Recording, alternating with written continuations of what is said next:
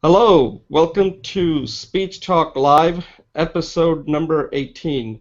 My name is Jay Oza, and I'm the host of this show. And today we have Aruna Lakshmikantham from India, Julie Finkelstein from Connecticut, United States.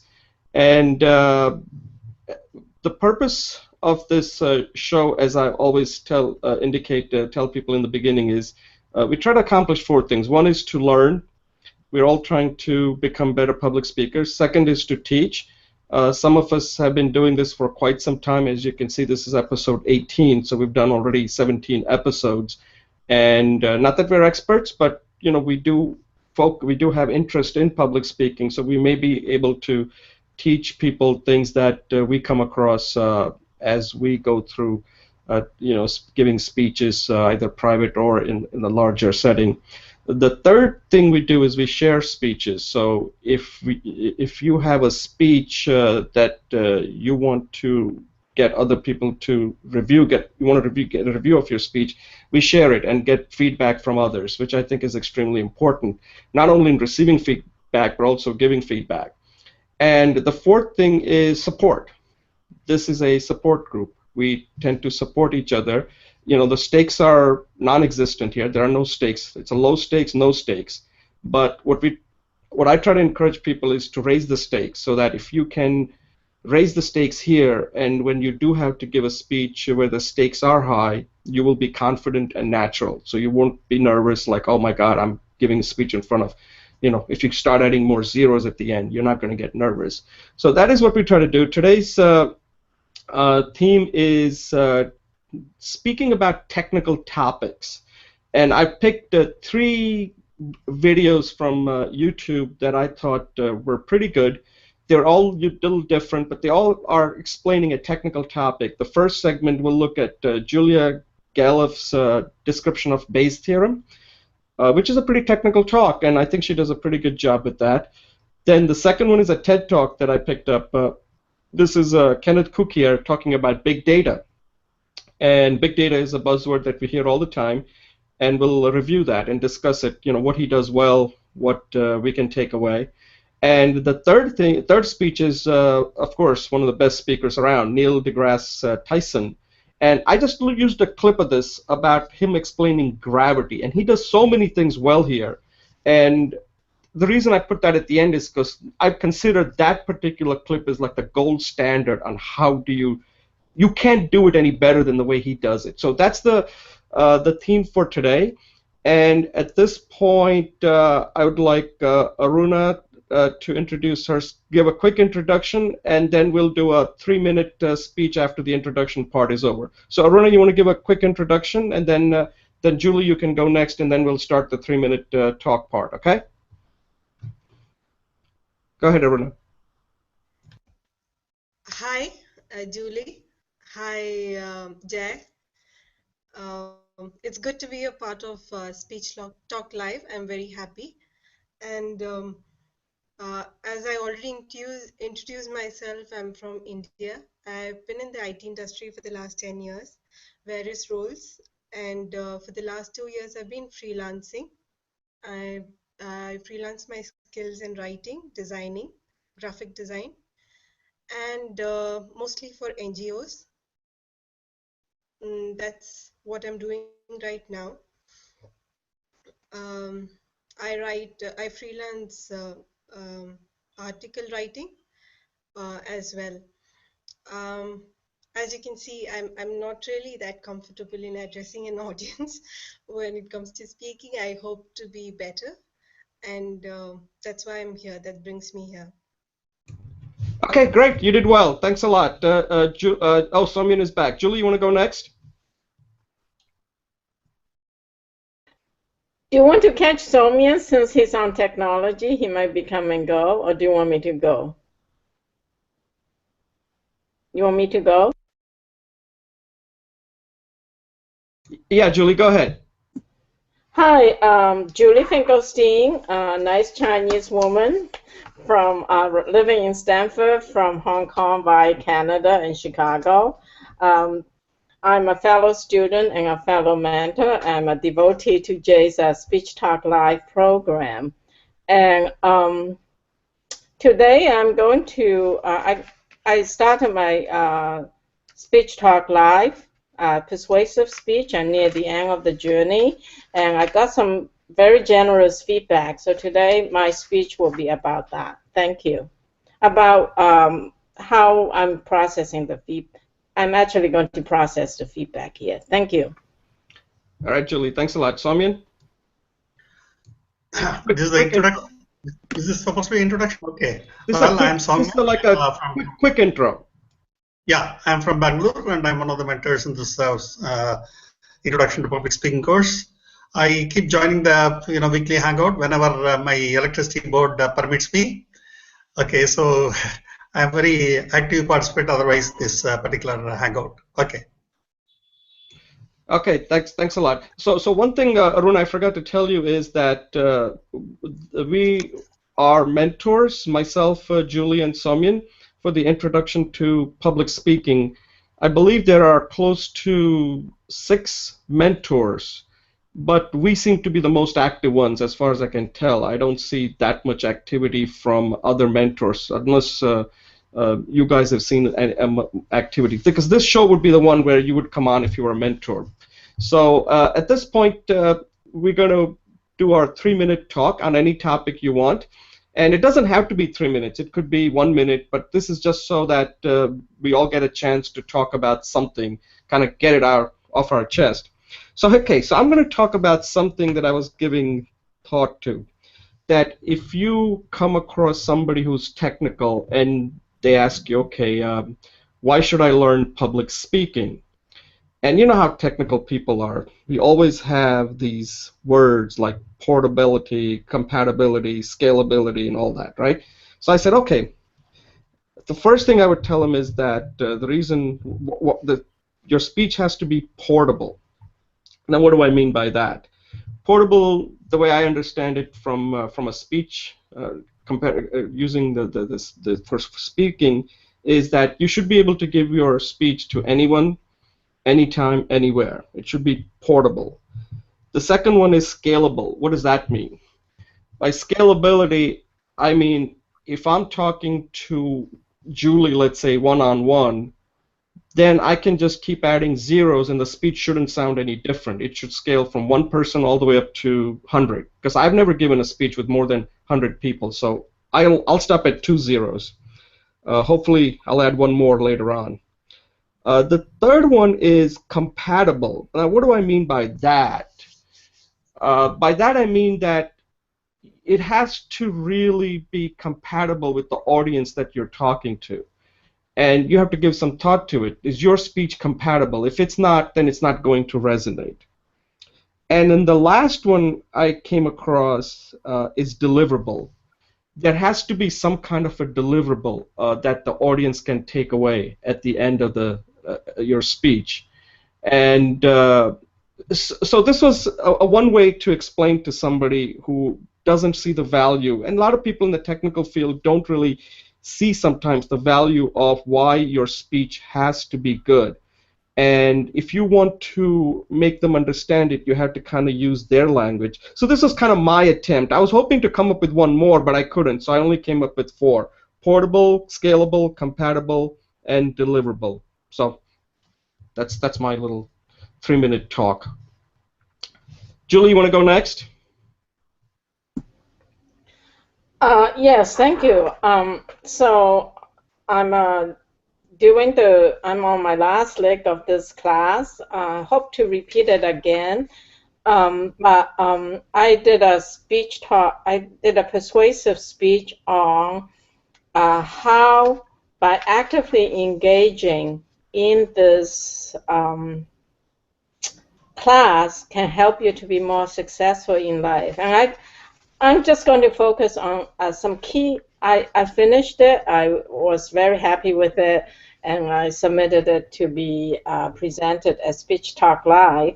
And I got lots of feedback. So the first thing was jarring, because I want to underscore what Jay always says, public speaking or even speaking well is difficult, because this one, I actually worked on it over 10 iterations at least. I draft and redraft between my verbal orals about at least 6 times, 6 versions, which is probably more like 20 times. And then I did 3 oral practices on the phone. And then I did 3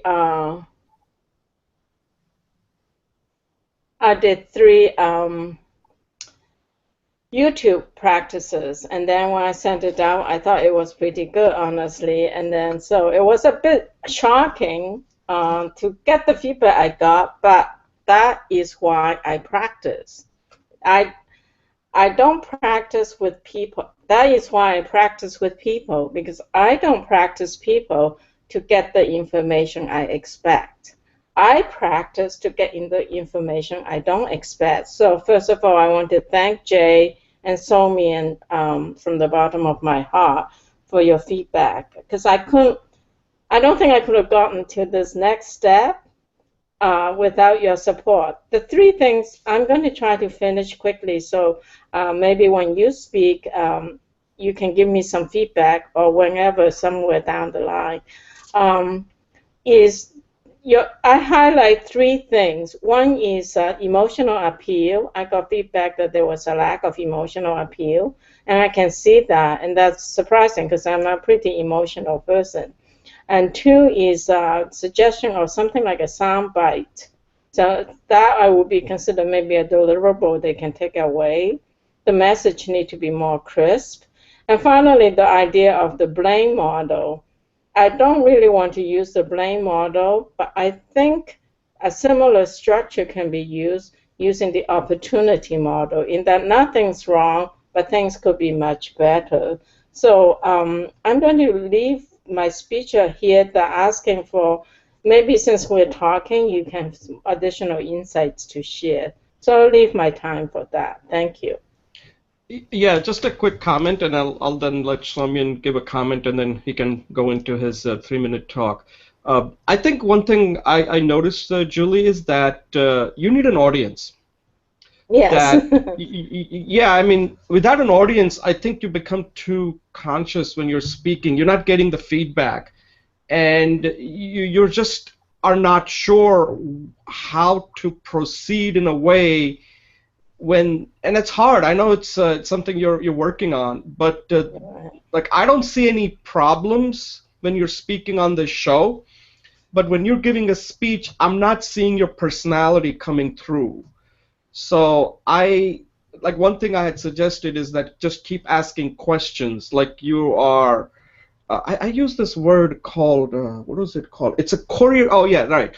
It's a choreographed conversation is what you're having when you're giving a speech. Like, when people are dancing, there's a choreography. If you didn't choreograph, you partner and you would bump into each other. And when you're giving a speech, it's sort of like that. You're having this choreography with your audience. Obviously, your audience is not going to be there when you're practicing, so you kind of have to pretend that there is an audience there. So anyway, I think that is the thing that you have to work on. How do you do it when there is no audience? I don't think you would have that problem when there is an audience that you're doing in front of. Somian, do you have any comments on it? And then you can move to your 3-minute speech. No comments. No comments, Jay. And by the way, what is this 3-minute thing? I think I missed the initial. Oh yeah, okay, yeah. This 3-minute is just, we decided to do it in the beginning so that if you wanted to just use that time, it's your time. You can use up to 3 minutes and take a particular topic you want to talk about. Could be anything. It's your topic. So you just use it. Okay. It's not like we're going to comment on it, or unless you ask us to. So pick any topic and just use your 3 minutes to get your point across. The objective of this is that after 3 minutes, it should be such that we want to know more. That's it. Okay. Fine. Since I'm not prepared for that kind of thing, I will just anyway say whatever comes to my top of my mind. Okay. So the key points that I'm looking forward to in terms of acquiring competency in my own public speaking related effort is fluency and some kind of making it interesting. See, of the 3 videos that you shared, the one where this Neil DeGrasse Tyson, he asked at the end of the speech, that segment, he asked, do you want me to give you long answers for a few questions, or do you want a short answers for more questions? Everybody says, I want a long answer for fewer questions. That means he made it more interesting. Okay, so I think that's the kind of feeling I would like my audience to get. I would like to, want them to come and listen to me. That's one kind of thing. And then in my own ability to convey, I think fluency is the thing that I lack. I have a lot of stuttering and things like that happen when I speak. That's something I've noticed. So these are the two aspects on which I am trying to improve personally. That's my sharing. Okay, that's good. Yeah. That's good. Yeah, you don't have to use up all 3 minutes, so that's good. Yeah, glad. Yeah, that's the whole point of this 3 minute is to get your point across and then see if people would want to know more. And that's why I started this 3 minute thing, because a lot of times we don't have a lot of time to talk unless you have the forum like Neil deGrasse Tyson, and you better be very interesting. Okay, Aruna, you have 3 minutes. Use as many minutes as you want. Use up to 3, or even you can make it 30 seconds, 1 minute. So you're on the clock now. Thank you.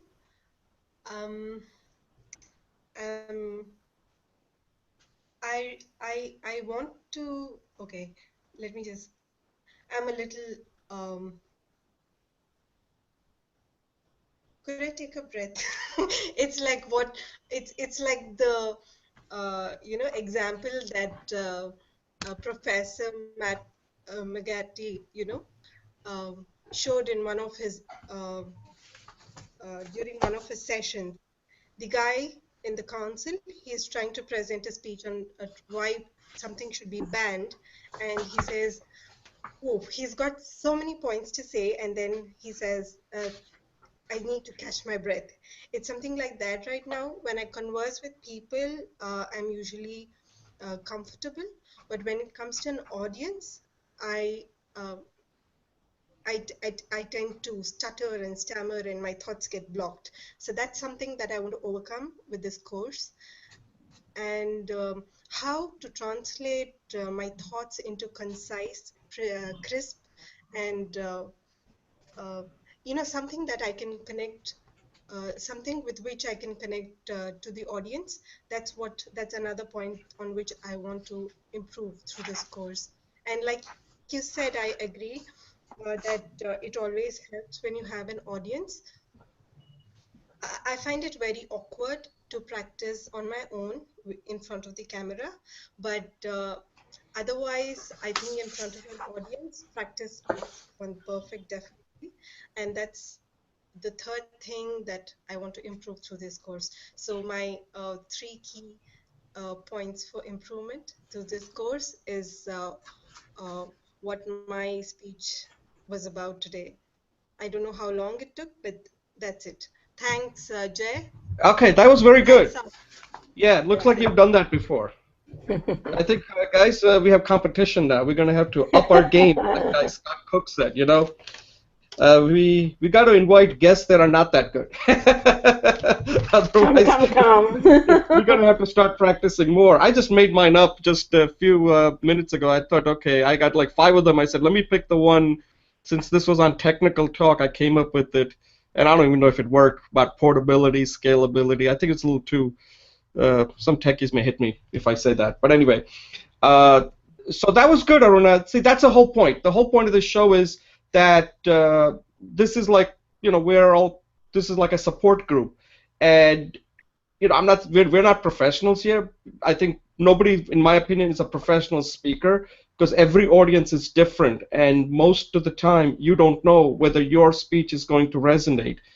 A speech that may work here may not work somewhere else. So when people say I'm a professional speaker, all they're saying is that they've given more speeches. It doesn't mean that their speech is going to work. So it's always, the audience is going to be different. Every situation, it's like playing a golf course. Every golf course is different, right? There's no same golf course like you have a basketball court. A basketball court is same everywhere, but not a golf course. Golf courses have all kinds of traps and bunkers and pond and all that. And you got to know it. You got to know how to play that, and you got to adjust it. It takes a while. So you did a great job. I mean, that's how you get started. So I think now you're set to come on the show, and you've got your intro done. Okay, so I think at this point we'll take a brief pause, and we'll begin our first segment, the the Julia Galef's talk on Bayes theorem.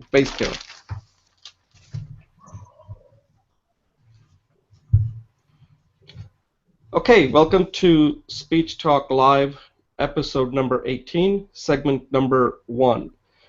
In this particular segment, we're going to look at a speech that was given by Julia Galef. Julia Galef is quite well known. She has her own podcast called Rationally Speaking.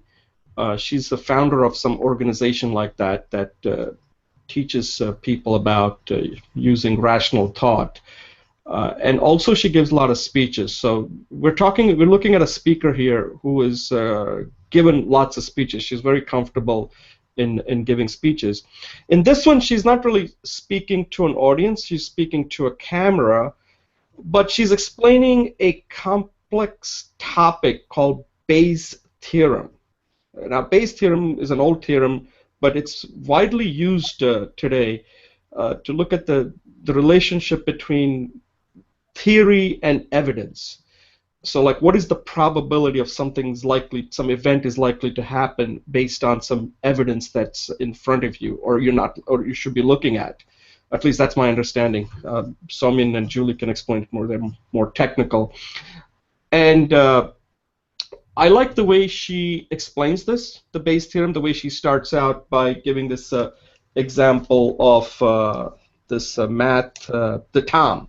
This example of Tom. Is he likely to be a math PhD or a business student? And I like the way that example is very basic. Anybody can understand it. And then she tries this little joke, which I don't know if it worked well. That's another thing. Sometimes it's better to avoid jokes if you're not funny because it's a technical subject. And then she gives some more examples. And I like the way she uses these three things that she wants to bring across about the Bayesian thinking, she calls it. Remember your priors, the background information you need to have. Imagine if your theory is wrong and how your theory gets modified based on incremental evidence that you come across. So I think she does a good job without showing any math, because Bayes' theorem does have some probability and some formulas that you have to use. I think she does I thought a fairly good job. She uses three different examples to explain each of the point that she wants to make there. The only thing that I would point out that could have been done a little better is I wanted to see a little bit more passion about the Bayes, because Bayes is a very fundamental theorem, and some of the example I wish she had used was a little bit more controversial. It could be a little bit off the wall, but I think she wanted to play it straight, so she uses these examples. Like, I think you could take, and when you're giving your explanation, maybe you can come up with some explanation on how you could use Bayes' theorem. So I was just thinking, in America, we have in politics, you can always use Bayes' theorem, right? In America, we have a candidate named Donald Trump who is making this big issue about illegal immigration. Now, if it's on the news, we always tend to think that, my God, this is happening everywhere. But if you use the Bayes' theorem, it gives you some rationality in saying, wait a second, is this what's really happening? Are all the immigrants, like majority of the immigrants that are coming here, committing crime, raping and bringing drugs? Like, what percentage of that is really happening? And when you look at something like a Bayes' theorem, and you use Bayes' theorem to understand it, you find out that it's not that significant, but news tends to make it significant. So my point is that I didn't think of it this way before, but now, having seen this video, I want to know more about this Bayes' theorem and how I can apply it to my daily life, because a lot of times we tend to focus on things that are not that important. So when you're giving your explanation on the speech, maybe you can share with us, like, how do you plan to use Bayes' theorem in the daily life or in the news story, etc. Julie, do you want to go next? Oh no, Somin, why don't you go, since you're not muted?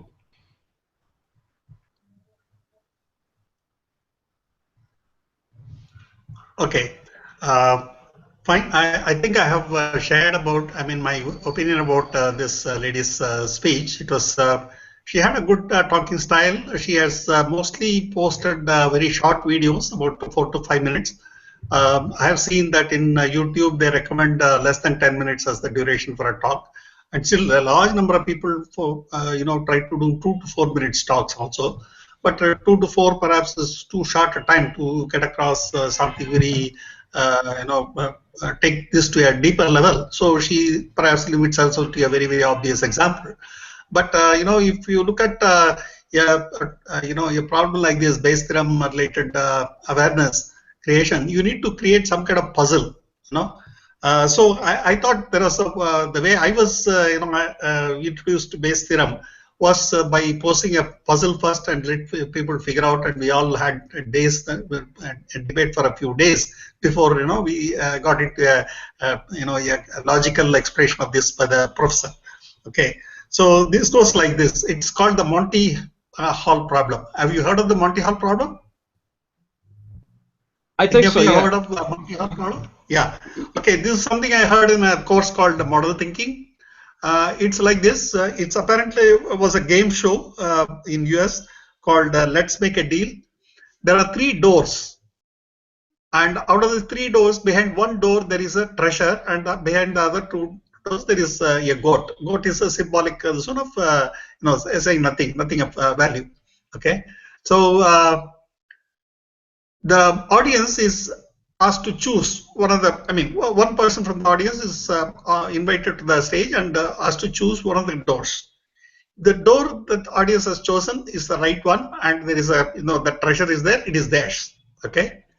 So, but then, after they have chosen one, the game show guy will go and open one of the other 2 doors. There are 2 other doors which are left. The game show guy will go and open that, and when he opens it, there will be a goat you can see. Okay. Now he makes an offer. Would you like to switch your bet now? Would you remain with the original choice, or would you like to switch?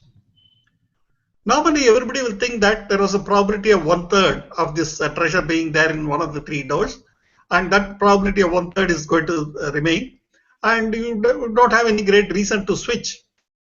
But then the game, the theory says you must switch. How much do you agree with this kind of suggestion? Well, I took that course, so I know the answer. So I cheated. You have to switch. You have to switch. You have to switch. Okay, so it's not intuitive. Okay, so first to figure out something like this, and then have people debate and things, and then to come and explain that kind of a theorem would be perhaps a nice way of getting the point across. So that's what I said. You must make the topic interesting, and people should want to listen and talk. This lady's talk was very plain and simple that way. She did take a very simple example that is easy to understand. Didn't pose a puzzle, and perhaps in a 10-minute talk, or 4-minute talk, there is not so much time for you to let the audience, imagine, have a puzzle and break their head, etc. You can perhaps do it in a face-to-face speech, but not in a video speech. Obviously, you can't do that. Okay, so that's perhaps the problem. But anyway, the key point that she identified and narrated, that is, you have to consider prayers, is a very, very important point. The lack of understanding and appreciation of that leads to many apparent fallacies. There is one more similar fallacy also that is there. There are some 2 treatment methods for kidney stone, treatment A and treatment B. So now what happens is, if you look at which treatment has yielded more positive results, it is the treatment B which has yielded more positive results. You have as much as 83% for success rate for treatment B. Treatment A has had something like 78%. Okay, not very different, but treatment B definitely has got something like 7 or 8% higher success. So that is supposed to be significant in medical field. But then the paradox is, when you actually look at it after classifying the kind of treatments, the treatment A and B are applied to small stones and large stones. If you classify that way, and for small stones, what is the success rate, and what for the large stones, what is the success rate, you will find in both cases, small as well as large stones, treatment A is effective. But if you combine both of them, treatment B is more effective. So this is a puzzle. It will be very non-intuitive to us if you say treatment A is the best one for both the small stones and large stones. But then when you aggregate that, treatment B is the better one. Okay, so this again is the question of the prayer. I think there are some Wikipedia articles on this. You can look for Simpson's paradox and Monty Hall paradox. Okay, so you can look up Wikipedia for these stories and it will be interesting. That's all I have to say. Okay, good. Julie?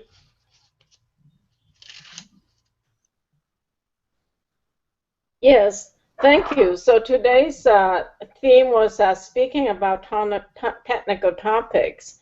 And basically, whether you're looking at science or technology, like the big data, basically we have data or facts. And so how do you convert that fact to information? And that's what they're doing here. They're converting facts to information. And information becomes knowledge. And that's where we come to what we used for living our lives in action and in decision making. So last week we talked about epistemological hovering. So at the point when things become knowledge, it becomes integrated into us, and then we can live with it.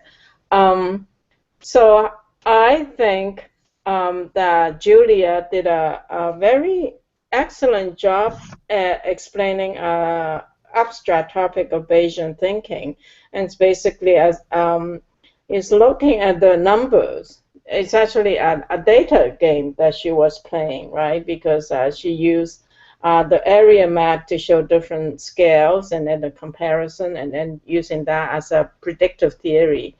And I thought that she did a really, really good job, because I really did understand everything that she said in terms of how the numbers are different, and you need to go back and look at the base theory, the base set of data, the numerical game, and you can't just use a prejudice or personal experience. So she's using mathematics to overcome a prejudice, in a way you can say that, and to make decisions that's more informative. And I think she did that. And I think her three ideas of looking at the background, looking at the baseline data or information, coming up with counter hypotheses, and then using incremental evidence to maybe shift your knowledge set. So she's using this technology of mathematics and logic and statistics to help us to be more knowledgeable about things happening in our lives. And I thought it was very simple compared to, compared to the other two. It wasn't a stance, but I think she meant it more as a tutorial. And in that sense, she's speaking to perhaps like just one or two students even in her video. And in that sense, I think she wanted to keep it simple, and her goals were there. I don't know that there needs to be emotional excitement, because she was doing a rational study of the mathematics. But I agree with the perspective that perhaps she could use a few more examples to bring deep relevance into our own lives.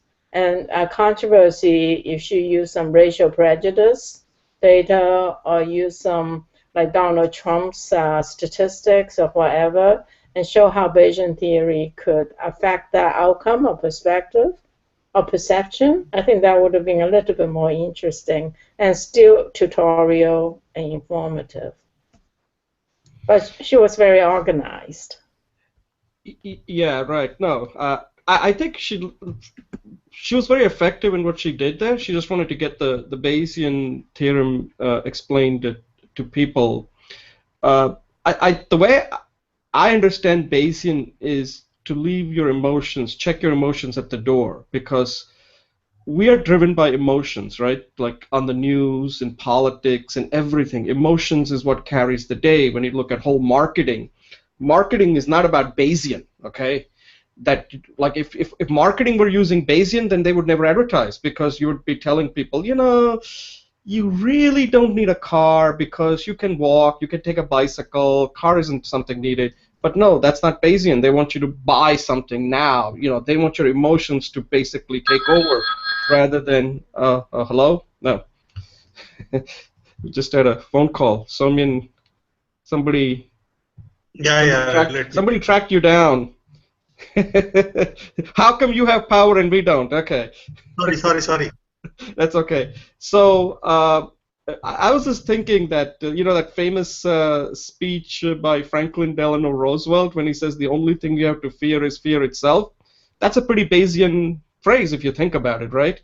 Because people at that time were scared, like, oh my God, war, we just got attacked. They were thinking, like, we're going to get attacked tomorrow. And I mean, nobody's ever said that that's Bayesian. I just thought of it. But in a way, Bayesian wants you to not get overtaken by your emotions, that look at all issues, when it can happen, when it cannot happen, and you'll find out that afterwards you'll make the right decision.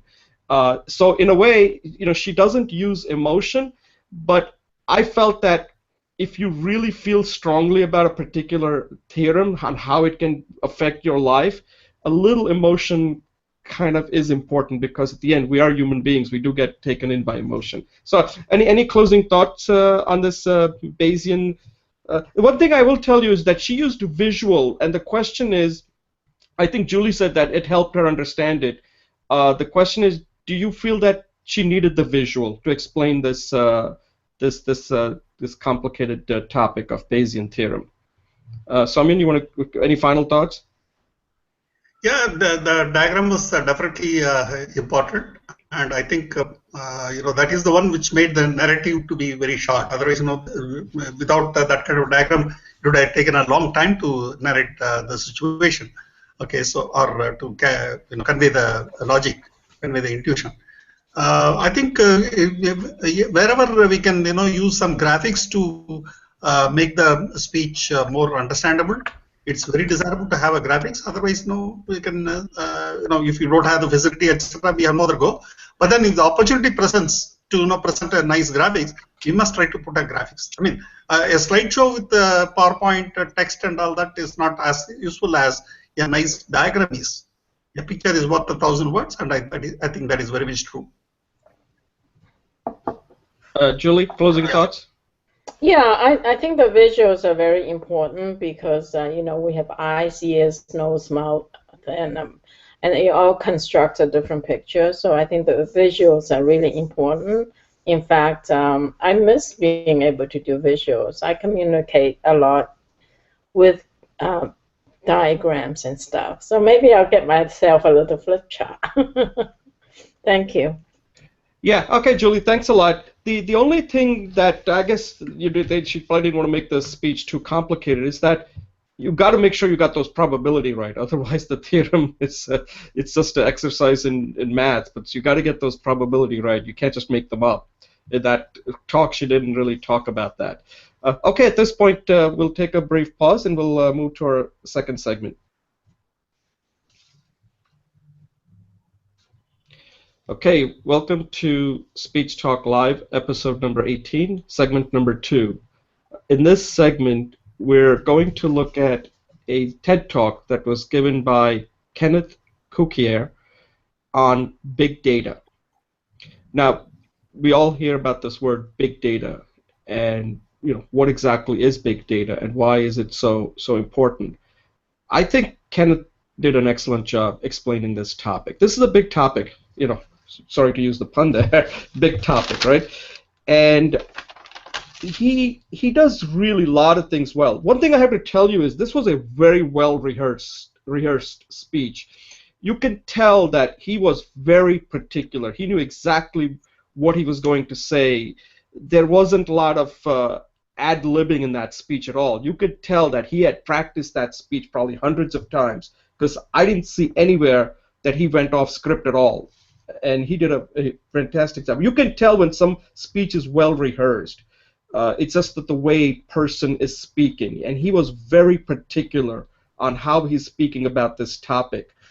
I like the way he started the speech when he explains about the apple pie. You know, what is America's favorite pie? And the way he explained that, I thought was very effective. It captured your attention. Like, wait a second, it's apple, but when you reduce the size, when you have to make your own decision, when it's one, then it's apple suddenly moves to, like he said, apple is everybody's second choice. So when it's a larger pie, you get apple. But when it's a smaller piece, apple is not the popular one. It's like fourth or fifth. I thought that was an excellent way of explaining this topic, and he nailed it. The other thing that he does really well, and again, this is a very difficult topic, I felt after listening to him, I got a very good understanding of data, all aspect of data, why it's important, and the dark side of data, and some of the challenges that, and he also closed his speech in a very effective manner. This was a speech where he really presented the content in a very interesting manner. He's not a dynamic speaker that we're going to look at next, but the content ruled here. The way he explained the content and the logic behind it and deliberately laying his argument, I thought it was extremely well done. And I didn't even miss any of the emotions, hand gestures, and all that. He didn't need it because you can see the audience was very attentive what he was saying. And then the way he was presenting the topic on machine learning and some of the dark side of data at the end, on some of the negative side of it, you can get punished for prediction, how people's jobs can be affected. And I think one of the things that he did that was quite effective in this speech is how often he asks questions to the audience. I don't know if you noticed that or not. That's something we should take away. And this is something, Julie, that I was pointing out to you. This is a very complicated topic, and he does it in like 15 minutes. And throughout the speech, he's asking people the questions. So he's having this, as I like to think of it, as a choreographed conversation. The audience is not speaking, but he has rehearsed it so often that he's able to have that conversation with the audience without the audience ever really speaking. And the way he does that, I thought was excellent, and it's something that I highly recommend all of us do that. That when you're speaking, you are having that conversation. I felt like he was having conversation with his audience. So I'll shut up at this point, and I'll let Soumyan go next. And what do you thought of it, Soumyan, as far as his speech and his content and his delivery? Yeah, thank you, Jay. Well, I mean, I'll again reiterate whatever I had shared earlier, maybe in a brief manner. I think this topic is something that we have heard many times. Big data is something we keep hearing about from many people. With all that, I think he did bring out some fresh examples and things like that. So to that extent, it's interesting. He had used, the routine, rhetoric, what most people put out. There would not be much enthusiasm for listening to that. He did bring up some fresh examples. At least I have not heard these things from others. Okay, so that's one point I should agree. Well, I mean, there is one thing I felt even today. He felt that already a lot of data is available and people are capable of using those data, etc. I don't think that we have really come to that kind of situation. When recently I did a course on process mining and I wanted to go and try it out on a couple of organizations, I offered some free analysis service, and people who took up that free analysis related thing had absolutely no data to offer. I said, see, look, if there is some data, with that available data, I will try to show and establish some utility for you, and then thereafter, if you are interested, we can take it forward. But then nobody really collected anything that was not wanted. Okay, they were not even collecting. Okay, so well, we all say that data is cheap and memory storage is cheap, etc. But still, it is just not done. At least that's the situation I faced in India. Okay, so maybe whenever this big data collection really happens, maybe somebody will put a lot more thought and want to collect some additional data as well. That kind of situation has not yet come about, at least in India, is my thinking. Privacy concerns, etc., will perhaps now increase, and people will refuse to let that data be collected. That is another dimension I was thinking will happen. See, what he talked about is our data being collected by, all social sector organizations, cell phone company, and Facebook, and all these people are collecting our data. But then, as we start realizing that our data is being used, I think we will also climb up and say, look, I don't want to share any of this data. At least my two sons, they are very, very clear right from the days they were in college. They had managed their social network, etc., in such a way they'll go and take a ID whenever there is a new social network related organization. They'll go and take an ID and keep it dormant, block it. Okay, so they don't want their name to be used, and they don't participate in those forums at all with their personal and private information at all. If they want to share that, they do it only on telephone conversation and not through written text that can be put in a computer. And my elder son works for Yahoo, and he knows how a huge server and things like that, what all are the kind of data that can get access. And the younger boy is working for Amazon. He also knows how much of data of your e-commerce and things like that can be really used by people. Both of them know how much exploitation of data can be done, and they're very, very wary, and they always advise me never share information on the public web. I keep doing it, but then I am always wary of what I am sharing. I never share anything as a private personal information. I just share something like whatever I'm sharing now, something that I anyway want to share with people. So that is the kind of thing. The second aspect, as Jay pointed out, is also very interesting. I think most of the TED Talks we have seen, even recently I saw some person from India, Coimbatore, who went and made a TED Talk, and what he was talking about is how he went about developing a sanitary napkin for women. He is a mechanic, garage mechanic, and he went and developed a sanitary napkin for ₹1 or something like that. That is the kind of a story. And even that guy was able to make a narrative with all his broken English, etc. He was able to make a narrative. That means there is somebody, some organization which is tutoring these people, helping them to structure their talk, helping them to rehearse all that. And in fact, when he started this speech talk, that is the kind of goal also we had. Latesh came around and said he wants his talk to be, reviewed and helped. I don't know whether we took it to the TED Talk kind of level. Yeah, we gave some feedback, but never went into polishing this speech, etc., to a greater extent. Okay, a few weeks back we saw this California gold rush related, video, and we discussed that. Well, that was too much into how that can become a drama and how it can almost lead to something like acting. We definitely don't want it to go to that stage. It should still be speech. It should still be limited gestures and things like that. We should not have to go and dig, go, all that kind of thing. We should not have to do. But on pausing and on short sentences and on all those kind of aspects, this is very, very beautifully choreographed. I fully agree with that. I think we should somehow, maybe Aruna is, after Latesh, Aruna is our one customer perhaps.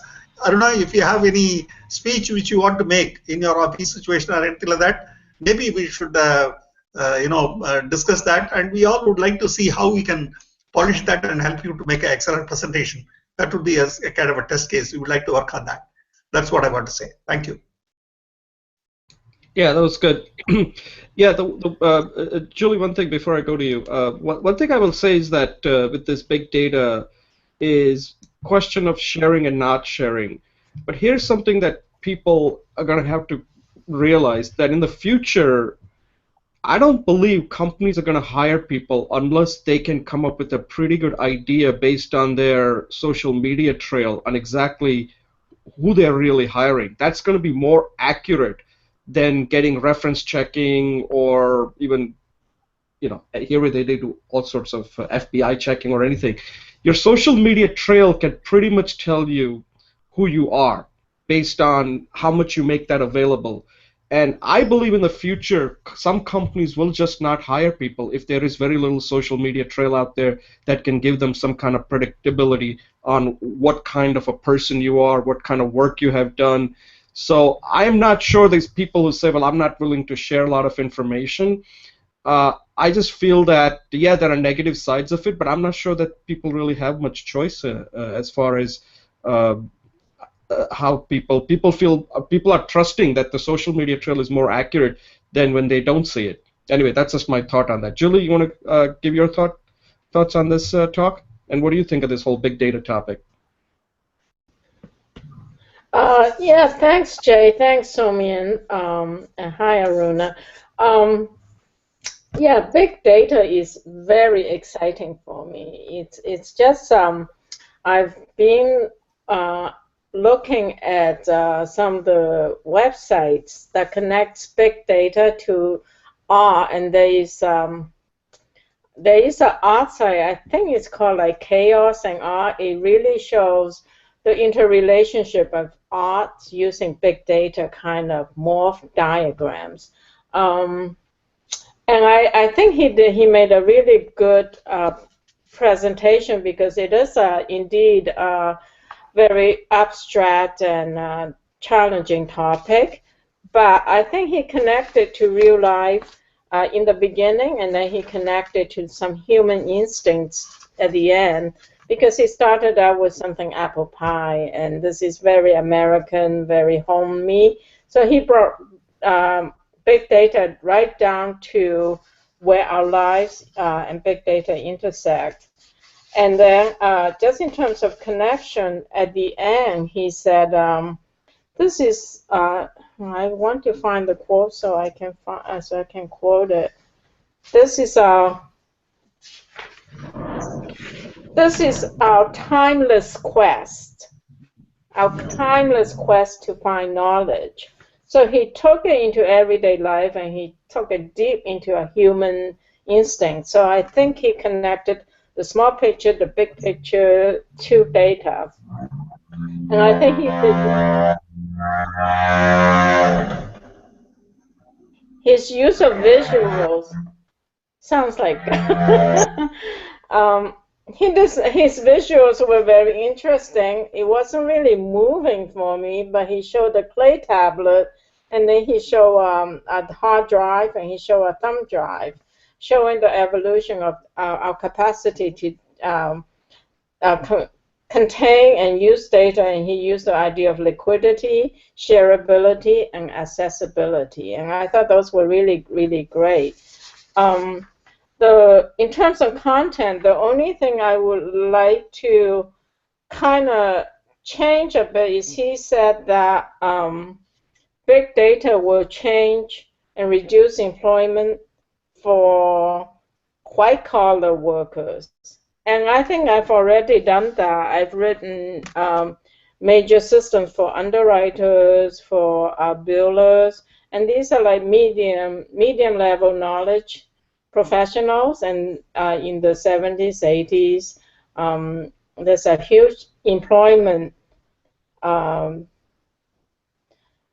reduction because of the systems I developed. I know because the staff figures and the cost benefits included staff reduction. I think what the big data is really going to affect in terms of employment, it is going to diminish the number of knowledge workers, the experts out there. And I think he wasn't quite correct in that. I think we've already diminished the number of white-collar workers. And I think that's very, very significant, because when you have a human expert, implicit in that we carry the human values. And then when you replace knowledge workers with computer systems, that human value does not overlay in the information that's provided. And that, I think that is the difference between data, information, and knowledge. And as big data is going not just into information, but it's moving us into the knowledge realm. However, I think that's a key point in the speech that I think he needed to make. I agree with everything he said in terms of the darkness of it, the dark side of data and the light side. It was a nice speech. It was a little bit pop, but it was really interesting. It was enthusiastic.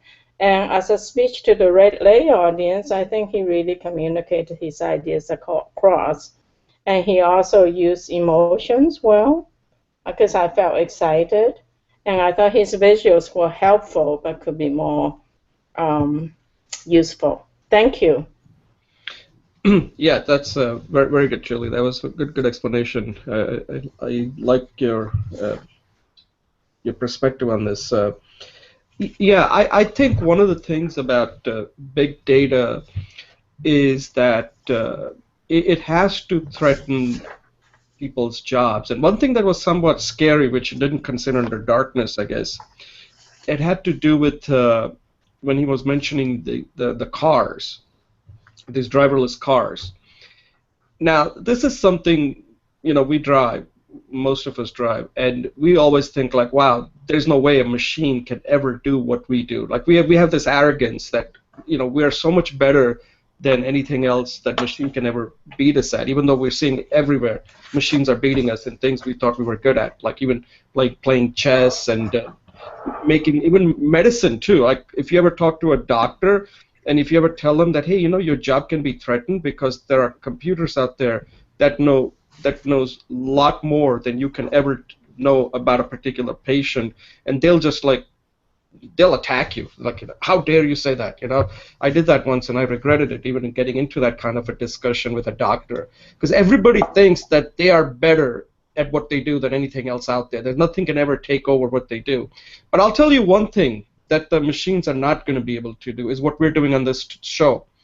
You still need to communicate one-on-one with people. So if you're getting threatened by big data, just come on this show, because this is the only antidote to your success, antidote that exists out there with all this technology out there, that you still will have to communicate, you still will have to speak, and that machines are not going to be able to replace, because you can always tell when a machine is talking and when a human being is talking, because there's a lot of this emotional part. Machines just can't do it, but they can. Who knows? Maybe they'll come up with a way they can make a robot as dynamic and like make a robot act like Neil deGrasse Tyson. I don't know if that's possible, but you never know.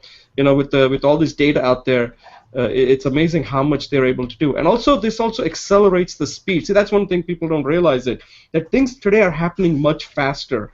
Yeah, we can learn a lot, but the machines are learning a lot faster than us, and we just are not going to be able to keep up. Anyway, any closing thoughts, Somin, before we move to the next speech? Yeah, definitely there is a lot more of data, and everybody is exposed to a lot of analysis. Just about 2 days back, I was watching a TV show, where some expert commentators were answering questions, and one small kid was asking a very profound question. He was asking whether how a certain bowler would be able to attack a certain batsman. Well, in my younger days, when we watched cricket on TV, etc., I mean, we perhaps mostly listened to commentary, on radio. Then we got to, watch a TV replay. I mean, somewhere when I was in college. Till such time we didn't have access to a video at all. Now, kids are able to watch all that replay, which is done in slow motion, and some magic eye and all those kind of guys, infrared cameras. All sort of gizmos. So with that, the way they are able to understand the game and the nuances, etc., is far different from what we are able to do.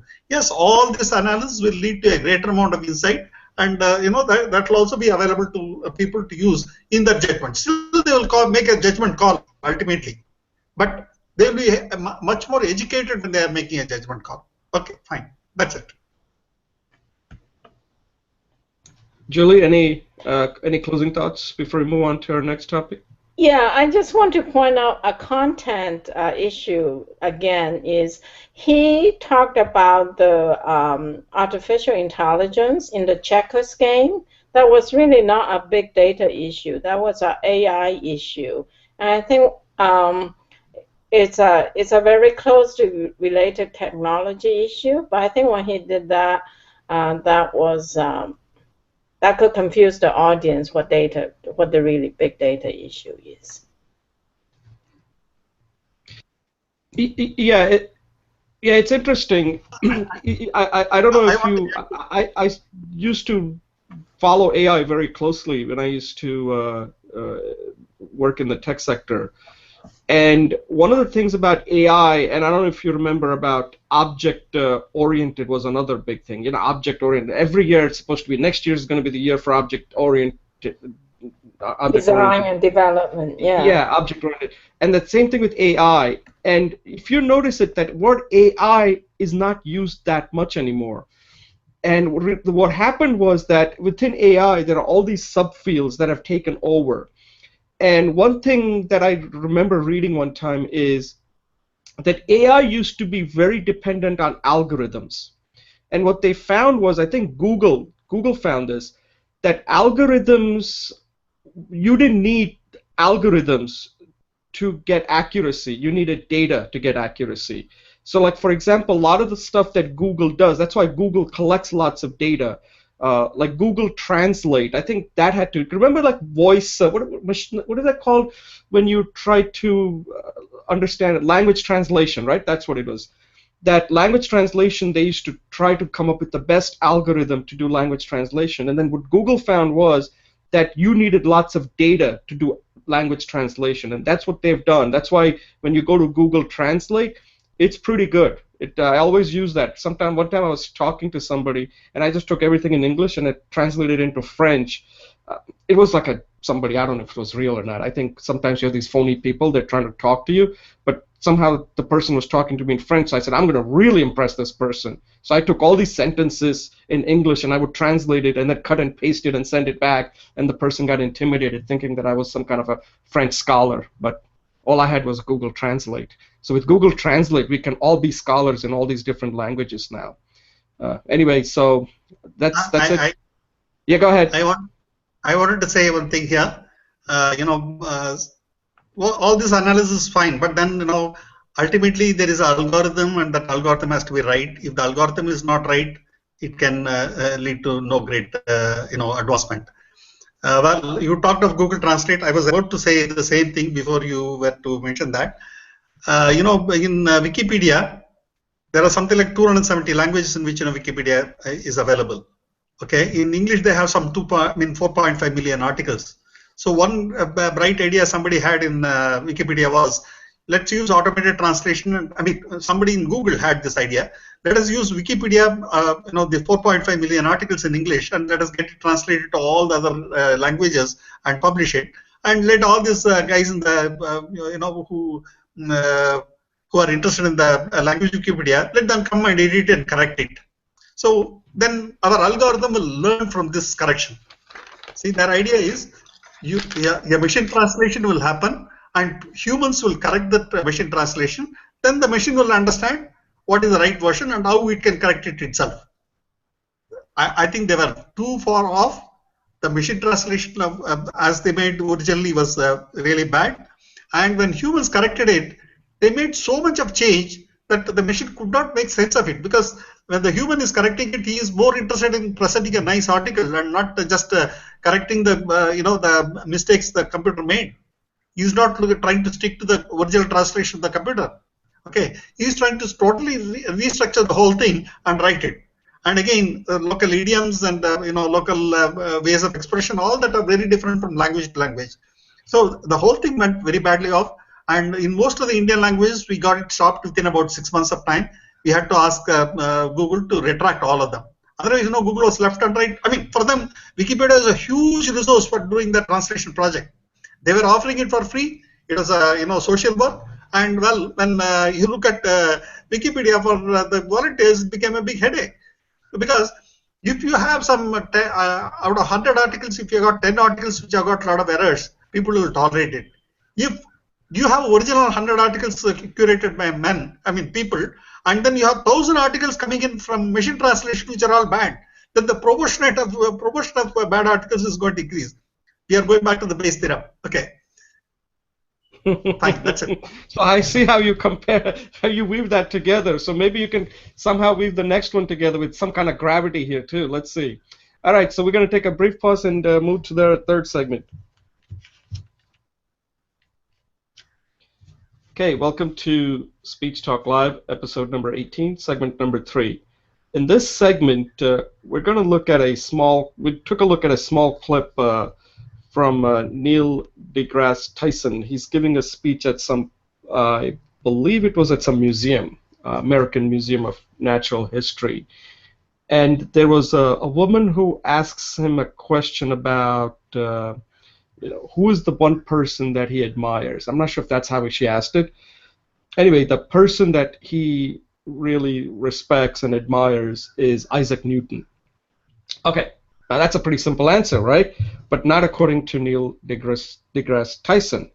He takes this Isaac Newton and he makes Isaac Newton so exciting that afterwards you want to see a movie about Isaac Newton. That's how good he explains what Isaac Newton has done.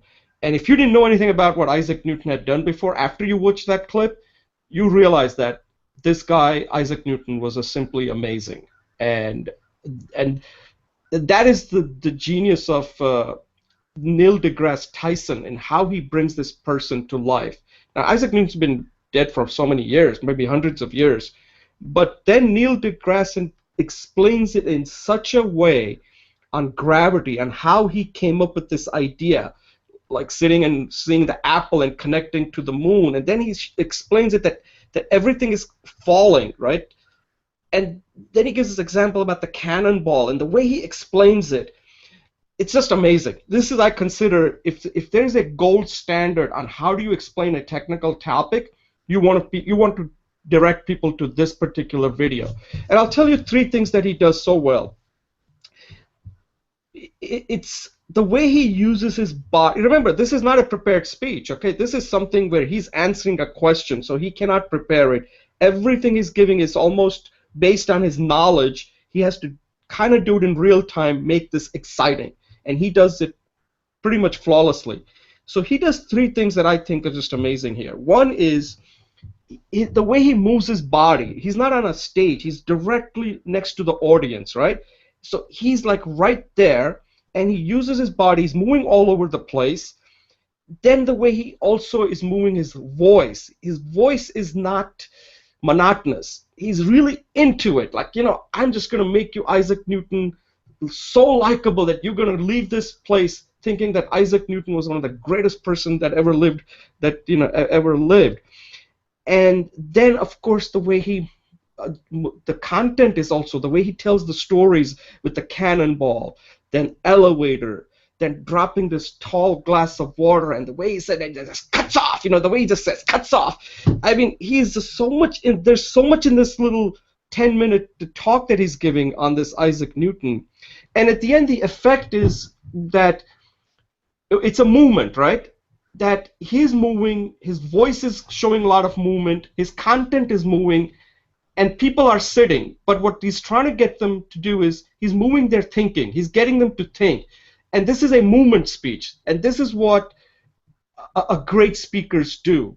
They really move people to either understand a topic or take some action.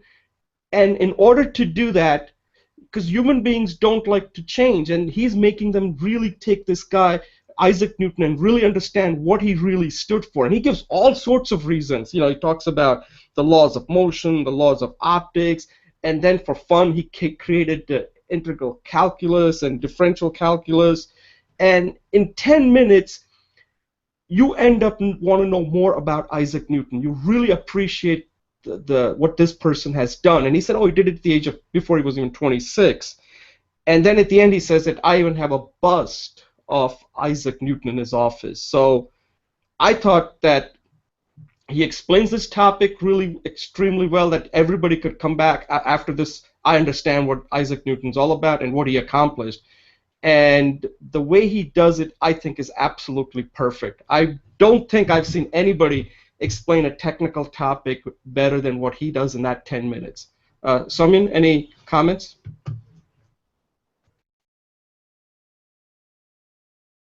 That was interesting, Jay. Well, I mean, perhaps I will start with a small reiteration of whatever I had mentioned, because we have Aruna now who's joined. Okay, so this clip was actually from one of the videos shown in the class. Okay, we can say that the proof of the pudding is in the eating, and when he finishes that answer, during the 10-minute clip, after giving that answer on Isaac Newton, he asks from the audience whether they would like to have long answers for fewer questions or short answers for many more questions, because time was passing by. The audience said that they want these kind of long answers for fewer questions. Is okay with that.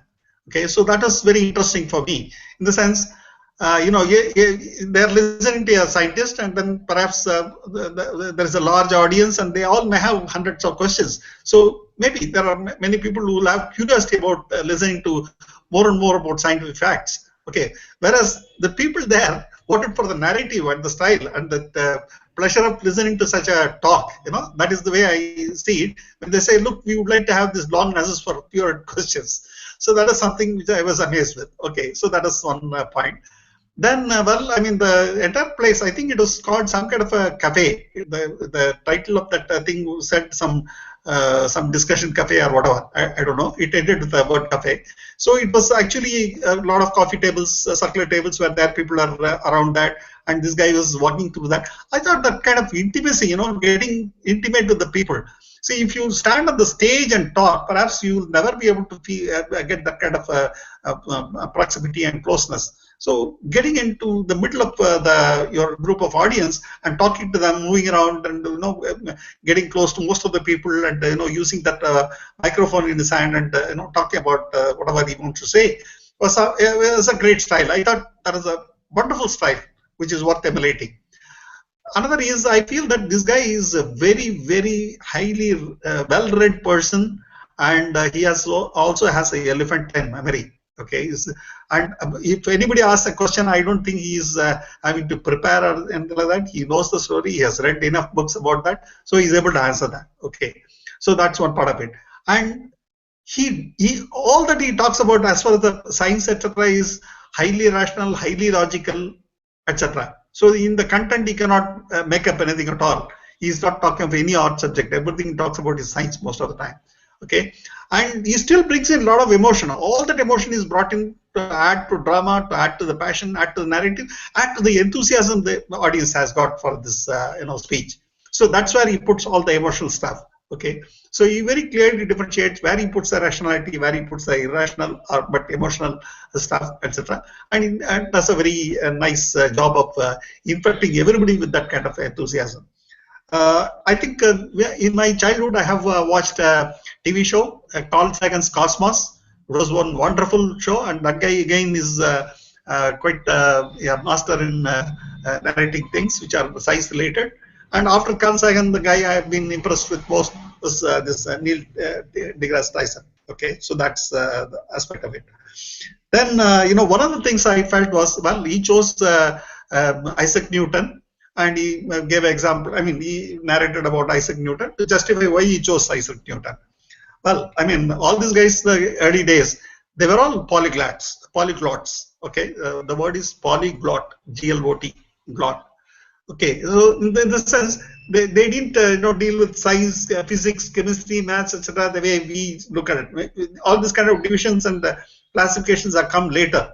In their days, all this was on huge natural science, natural philosophy. Okay, so the philosophy of how the universe works. Okay, so that's the way it is. So, most of them have been polyglots. One of the interesting things I did was when I was about to prepare a series of talks on statistics, etc. I was going back to history and picking up the statisticians about whom I would like to talk. I read about Carl, Pearson, then Ronald Fisher, and so many other guys. when you hear when you read the story of all these people, it's so interesting. I think half of this comes from the way the historians have written history about these guys also. Okay, so definitely all that Neil deGrasse Tyson has learned about Isaac Newton has come from books, and some historian has written a good narrative, and this guy is able to also reproduce that narrative and perhaps adds his own charm to the whole thing. But I think historians have played a great role in writing books about these guys, and they have brought it home nicely. And I also found the stories about the scientists I wanted to speak about. There is enough material to talk, give a wonderful tribute the way he was giving. Then the other thing that people say is, if you can, you should go and take the original book these guys have written and read that. So we hear of Newton. We read about Newton's law in modern books. We should go and read about Newton's law in the book written by Newton himself. That is interesting. So I did this exercise. I read a few books from some of the people, the original authors. Google Books has got many of these things, and in between some pages will be, they won't be showing. That's okay, but you can still read it. And one of the statisticians I wanted to read about was the one who brought quality systems to Japan. Okay, Deming. So I went and read Deming's original book. I mean, all the modern authors were, repeating the similar thing of what Deming had said, etc. They perhaps have added a lot more of conciseness, etc. to it. But then, when the original author writes about the topic, he goes about elaborating that in a very, detailed manner. It's almost like discovering that. See, today we take it for granted, so the textbook, treats all the logic and things like within one small paragraph. Whereas when he wrote originally, he had to nearly spend half of his book just describing the whole thing, because it is not a known concept. He is trying to introduce a concept. So, reading the original book written by these scientists, etc., would be another interesting experience. This is another thing I want to share. That's all. Thank you. Yeah, no, that's a good point. Just a quick thing before I turn it over to Julie is that the only thing I'll point out to what you just said, Somin, is that reading these original books, I do go back and read them, but only if it's annotated, because there is so much context that you're just not familiar with. And I just give you an example. I went and read something by Aristotle recently. It's not even a big book. It's just like a small Poetics. And I got lost reading that, because there's so much there that is not related to today, that unless if I get an annotated version, it isn't going to make sense. So yeah, I agree with you. You got to go back and read these older books, but they mention a lot of stuff that you just wouldn't know. And if you don't know it, it becomes very frustrating to read some of these old books, that you need somebody who has some professor or something who has annotated it, so that way all these references you can easily understand. Julie, do you have any thoughts on Neil deGrasse Tyson's talk? Yes. I just, excuse me, I would like to add one more point to what I said. Sorry for the interruption. See, some of these authors, they actually started doing a study or research or whatever it is for some kind of objective which you will not respect so much today. But then that is how the thing started. For example, those who developed the theory on statistics, etc., they were actually trying to help gamblers to win gambling games. That is where the starting point was.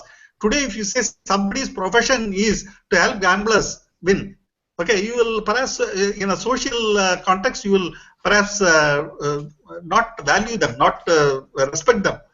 Whereas, some of these guys have actually contributed in that way, but then later the life has picked up from whatever they said and built it into a proper science.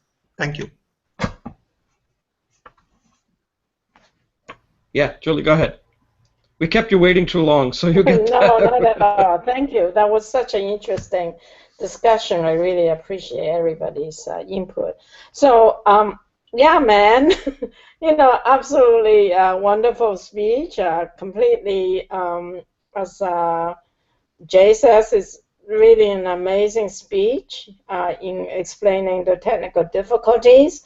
And excellent, extreme high marks on rationality, information transformation, and emotionality, conveying enthusiasm. And one of the things that really came out to me was how much he packed into that 10 minutes. He taught, and he made it understandable, you know. I mean, science to me was always, I was actually in the, in high school, the accelerated math and science curriculum track, but I never had the enthusiasm that he did. And his whole explanation of the gravity and the cannon being able to falling, you know, I had this vision of falling and then seeing it being orbit and come back into the point of where the force was generated. I think that was just like magical, you know, and all the information he shared about what Newton did. And then also the he was only 26. I think he used I think the question that I would want to answer in about a minute is, how did he make this topic so exciting? I think a lot of it was in the gesture motion, but also he connected to our daily lives, right? Like in the gravity, he used the example of go buy a Starbucks tall cup, and he says it costs you about $8 and you can do this experiment. Well, that just tied my life into this, what was arcane into not arcane. The same thing when he talks about the second law of dynamics, when he talks about force is equal to mass times acceleration.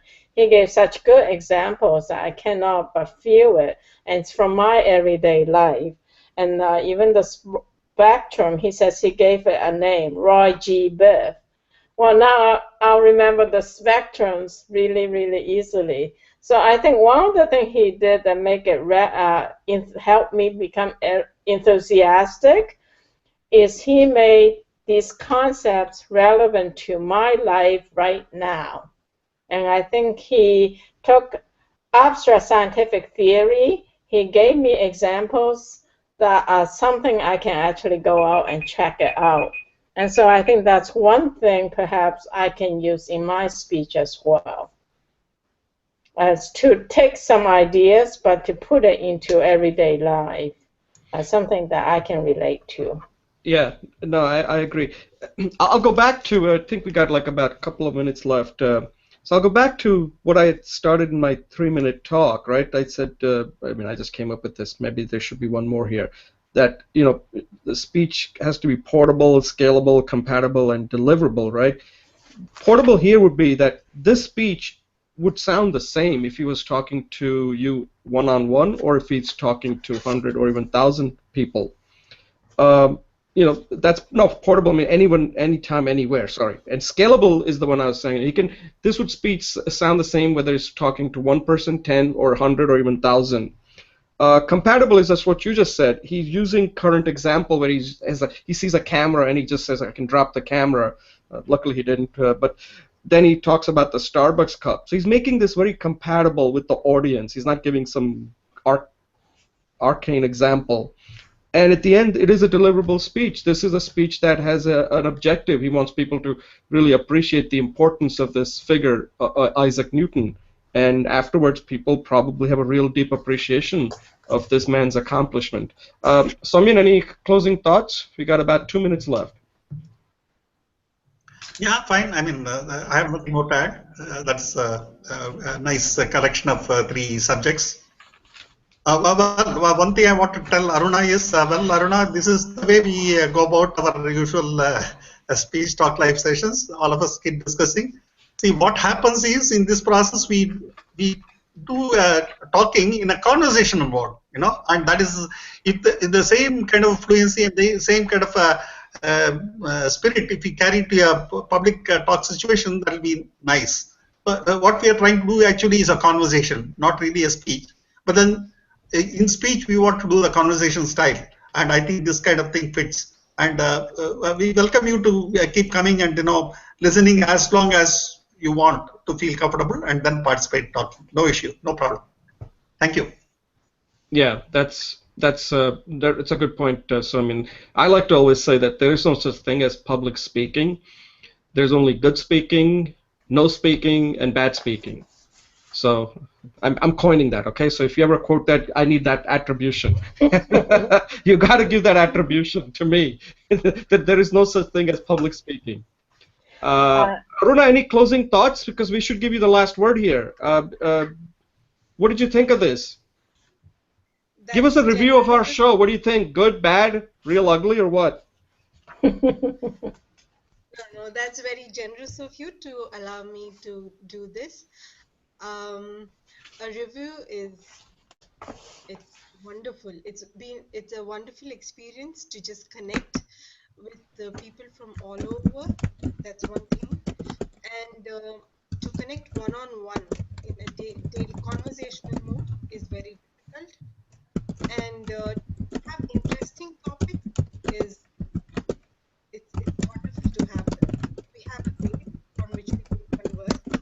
I think that's like benchmarking, so that's nice. And I know that, this is my diet test. I know where I will go. Maybe a few weeks or 2 days down the line, I'll be much better. So that's a wonderful opportunity. Thanks for letting me in to Speech Talk Live. Yeah, well, thank you very much for joining. And like Somin said, you're welcome to join anytime. And hopefully, we'll leave it up to you on how comfortable you feel. Like I said, that nobody gets any award or anything. Sometimes you have to speak. It may not be perfect, but that's how you get started. So don't worry about whether you're coming across, whether you're stuttering or anything like that. That's not an issue. This is the place you practice. Okay. Julie, any closing thoughts? No, thank you, and welcome, Aruna, and great to see you guys. Thank you. Okay, then we're done. Everybody, thanks a lot, and hopefully see you next week. Okay. Thank you. Yeah. Bye. Thanks. That's a wrap.